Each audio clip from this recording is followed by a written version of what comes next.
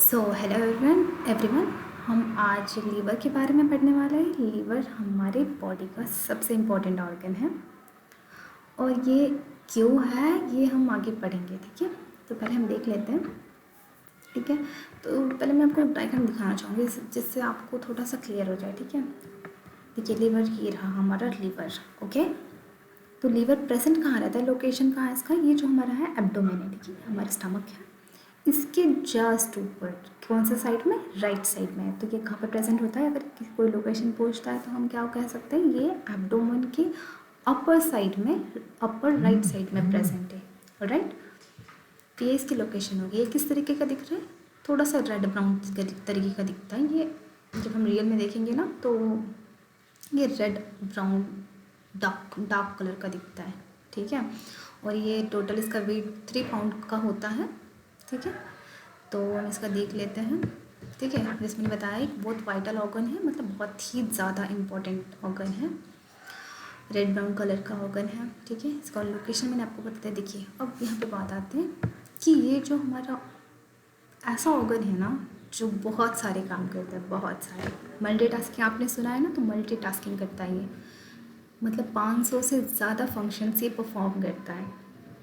कुछ यहाँ पे मैंने जैसे कि इम्पोर्टेंट लिखे, केमिकल फैक्ट्री इसे कहा जाता है, फिल्टर के लिए काम आता है, स्टोरेज हाउस भी कहा जाता है इसको।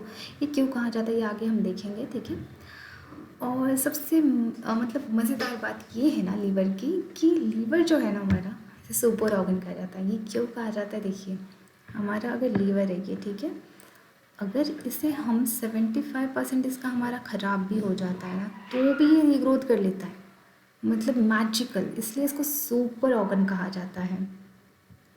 जैसे कि आपने देखा होगा कि जो छिपकलियाँ होती है, ठीक है, आपने देखा होगा कि जब उसकी पूंछ कट जाती है और कुछ दिनों के बाद आप जाकर देखेंगे तो वो रीग्रोथ हो जाती है। क्यों हो जाती है, क्योंकि उसके पास वो एक पावर होती है उसको खुद को रीजनरेट करने की। इसी तरीके से हमारे बॉडी में एक लीवर ही ऐसा ऑर्गन है जिसके पास ये सुपर पावर है। ठीक है, इसीलिए यहाँ पे देख सकते हैं ये चमकता हुआ दिख रहा है, ऐसे नहीं है बट मतलब इसके पास एक क्या है, पावर होती है जिससे वो क्या कर सकता है, खुद को रीग्रोथ कर सकता है।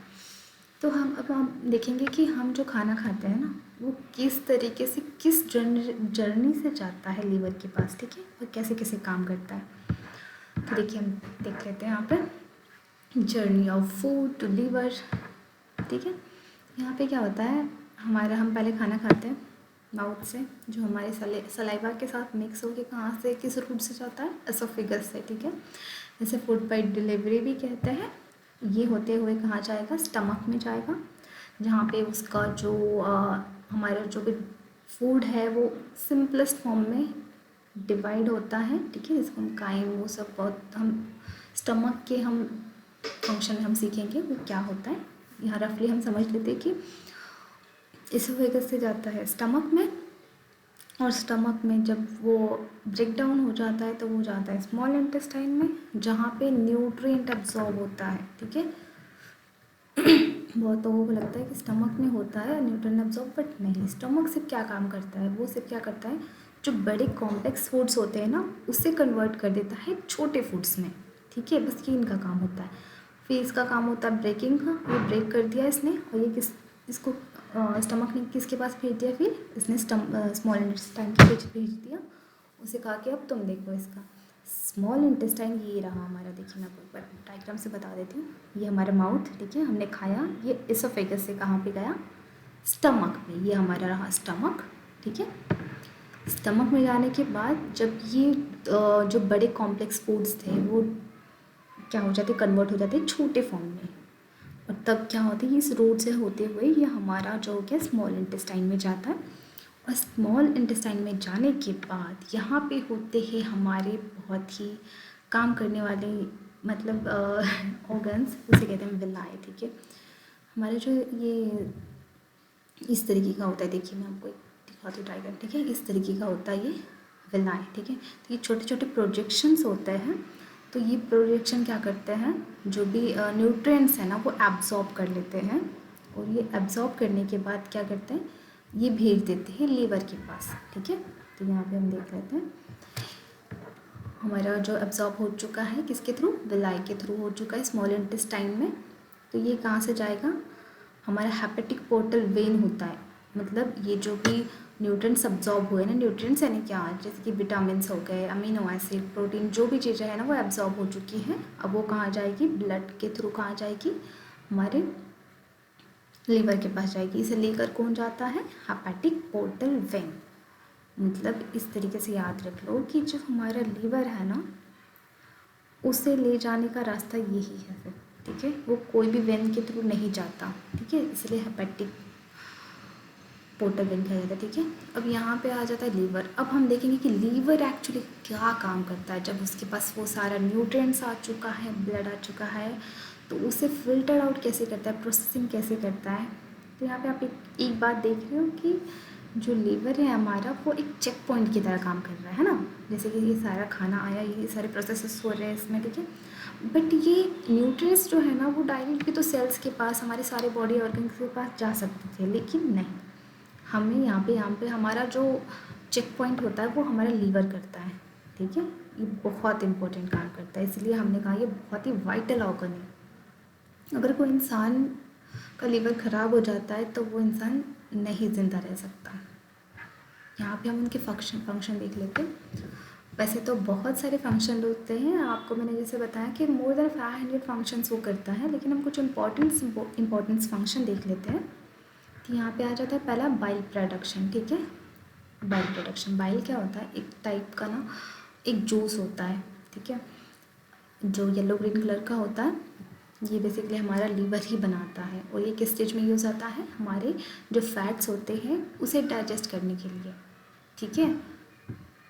तो ये जो हमारा लीवर है ना, ये बाइल जूस बनाता है, और ये किसके पास दे देता है, गैल ब्लैडर के पास।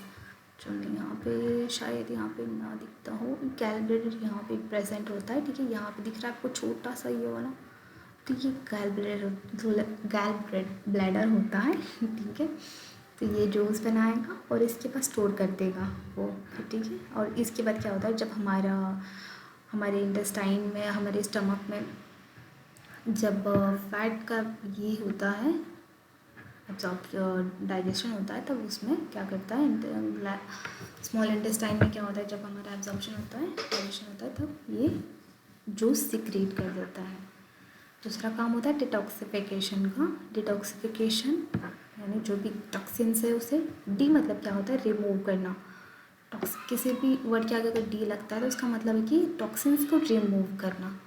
डिटॉक्सिफिकेशन किया जाता है, जैसे कि टॉक्सिन्स है, ड्रग्स है, अल्कोहल है, इसको ब्लड स्ट्रीम से क्या करना, फिल्टर करना या फिर निकाल देना उसको, ठीक है। जैसे कि अब सोचो कि यहाँ पे अगर लीवर काम नहीं कर रहा होता तो क्या होता है, हम देखते एक सिनेरियो। तो हमारे स्मॉल इंटेस्टाइन ने क्या किया, अब्जॉर्ब किया, और उसने उसको चेक ही नहीं किया, क्योंकि उसके पास उतनी पावर नहीं है कि उसको रिमूव, टॉक्सिन सब कुछ कर सके। वो क्या करती है, जो भी विटामिन सारे हैं वो अब्जॉर्ब करती है, वो भेज देती है ब्लड के थ्रू सारे ऑर्गन्स के पास। अब यहाँ पे अगर लीवर नहीं होता तो क्या होता, जो टॉक्सिन्स हैं ये सारे वैसे के वैसे ही ब्लड के थ्रू कहाँ चले जाते हैं, सारे ऑर्गन के पास। और वो जो हमारे सेल्स होते हैं, टिश्यूज़ होते हैं, वो इतने ज़्यादा हाई लेवल में टॉक्सिन्स नहीं सहन कर पाते, और इससे क्या हो जाती है, सेल्स डेथ हो जाती है, और उसकी वजह से हम भी डेथ हो जाते हैं, ठीक है, because we are made up of cells, alright. So हम नेक्स्ट देख लेते हैं हम प्रोटीन ब्रेकडाउन, ठीक है। तो प्रोटीन ब्रेकडाउन क्या होता है, जैसे कि हमारा प्रोटीन हम जो खाते हैं, फिर वो क्या कन्वर्ट कर देता है, लीवर अमोनिया में कन्वर्ट कर देता है, और फिर अमोनिया से यूरिया में कन्वर्ट कर देता है, ठीक है। अमोनिया बहुत ही डेंजरस होता है, ठीक है, तो इसीलिए इसको कन्वर्ट कर देता है यूरिया में। पूना जाइए गाड़ी से, हाँ वही छोटी बड़ा। तो इसके बाद यूरिया जो है वो रिमूव हो जाता है यूरिन के थ्रू, ठीक है। इसके बाद आता है हमारा एनर्जी स्टोरेज। तो जो एक्स्ट्रा ग्लूकोज होता है ना हमारे ब्लड में, वो ग्लाइकोजन के फॉर्म में हमारा जो लीवर है वो स्टोर कर लेता है। और जब उसे एनर्जी की ज़रूरत होती है, जब ग्लूकोज नहीं होता हमारी बॉडी के पास, तब ये ग्लाइकोजन कन्वर्ट हो जाता है ग्लूकोज में, ठीक है, और हमें एनर्जी देता है। जैसे फास्टिंग के दौरान देखा जाए तो फास्टिंग के दौरान हमारी बॉडी में ग्लूकोज नहीं होता, और जो हमारे सारे फंक्शंस होते हैं वो अगर ग्लूकोज नहीं रहेगा तो वो हमारी एनर्जी डाउन होने लगती है, बहुत सारी चीज़ें चक्कर आने लगते हैं। तो उस दौरान पे हमारा जो ग्लाइकोजन है वो कन्वर्ट हो जाता है ग्लूकोज में, ठीक है।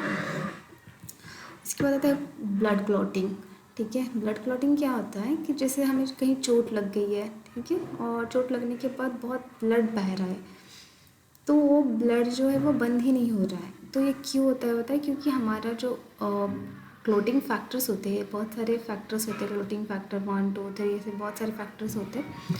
तो ये फैक्टर कौन बनाता है? हमारा लीवर बनाता है। और जब ये लीवर हमारा जब ख़राब हो जाता है तो ये फैक्टर्स नहीं बना पाता, जिसकी वजह से जब हमें छोटी सी भी चोट लगती है ना तो फिर वो खून बंद नहीं हो पाता है, ठीक है।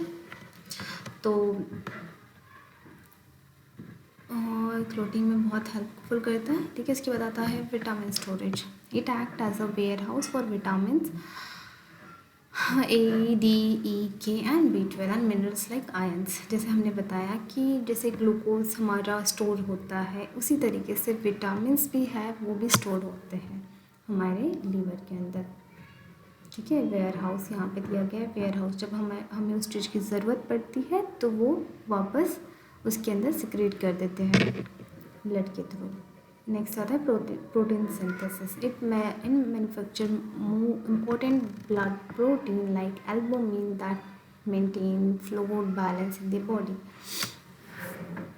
ये एक प्रोटीन मैन्युफैक्चर करता है जिसका नाम होता है एल्बुमिन, ठीक है। ये हमारे जो बॉडी में जो फ्लूइड है ना उससे बैलेंस करने में काम आता है, ठीक है। तो इसमें बहुत सारे और भी है फंक्शंस, बट जो मेन फंक्शन है इसे हमने आज कवर किया है। तो अगर आपको वीडियो अच्छी लगी हो तो मुझे लाइक ज़रूर करिएगा। फिर मिलते हैं हम नेक्स्ट वीडियो में।